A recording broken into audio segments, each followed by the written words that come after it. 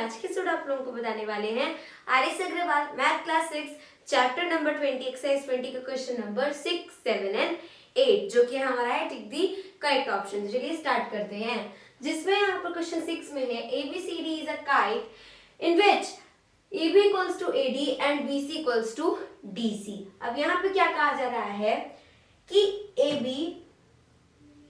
AB और AD क्या है, इक्वल है, जैसे कि एक काइट है जो कि हमने यहाँ पे बना रखी है, ठीक है।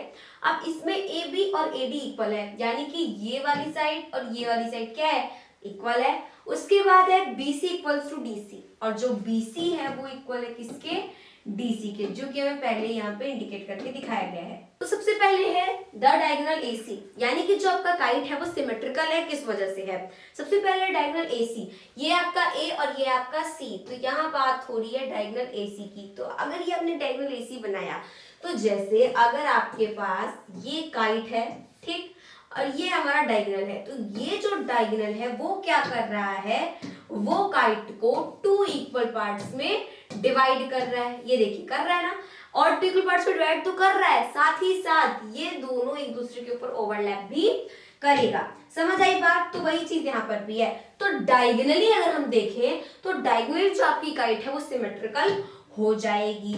लेकिन यहीं पे अगर हम देखें कैसे, यहाँ पे द डायगोनल BD, अगर हम इस वाले डायगोनल को देखें BD को, तब क्या सिमेट्रिकल होगी, जी बिल्कुल नहीं होगी। क्यों नहीं होगी, क्योंकि इस तरीके से जो आपका ये वाला पोर्शन है और ये वाला पोर्शन है वो ओवरलैप नहीं करेगा, ठीक, इस वजह से सिमेट्रिकल नहीं होगा। और C में हुए नन ऑफ दीज, तो यानी कि आपका करेक्ट वाला कौन सा होगा, ऑप्शन A होगा, द डायगोनल AC, यही हमारा करेक्ट होगा। नेक्स्ट में क्या है, the letter O of English alphabet has.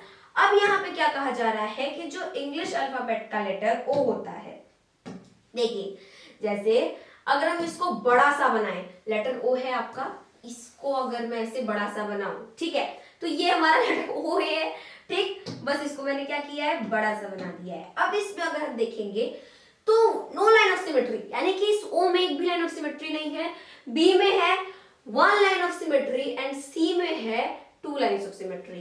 तो अगर आप क्या करें, इस तरीके से एक लाइन ऑफ सिमेट्री बनाएंगे तो आराम से बन जाएगी। सिमिलरली अगर आप 2 लाइन्स ऑफ सिमेट्री बनाएंगे वो भी आराम से बन जाएगी कि नहीं। तो क्या हमारा 2 लाइन्स ऑफ सिमेट्री होगा, लेकिन डी वाले में नन ऑफ दीज, तो आपका करेक्ट आंसर होगा नन ऑफ दीज। अब आप पूछेंगे भाई नन ऑफ दीज हैं कैसे, इसलिए क्योंकि जो सर्कल है, सॉरी जो हमारा O है वो बिल्कुल किस शेप में है, बिल्कुल सर्कल की शेप में है, दैट्स व्हाई, ठीक, ये O हमारा किसकी शेप में है, सर्कल की शेप में, दैट्स व्हाई आप इसको कहीं से भी करें, कहीं से भी आप इसको करेंगे, लाइन्स ऑफ सिमेट्री आप कहीं से भी बनाएं, ये टोटली ऐसे डिवाइड हो जाएगा। समझ आया कुछ इस तरीके से, ठीक है, बस यहाँ पे उसका सेंटर होगा। समझ आई बात। तो वही चीज है यहाँ पर भी। तो चलिए ये बात तो हमारी क्लियर हो गई कि आपके the letter O of English alphabet as में आपका करेक्ट आंसर होगा ये D वाला। क्यों होगा, क्योंकि ना 1 होगी ना 2 होगी, सीधे इनफाइनाइट होगी, यानी कि नन ऑफ दीज आपका आंसर आएगा। समझ आया।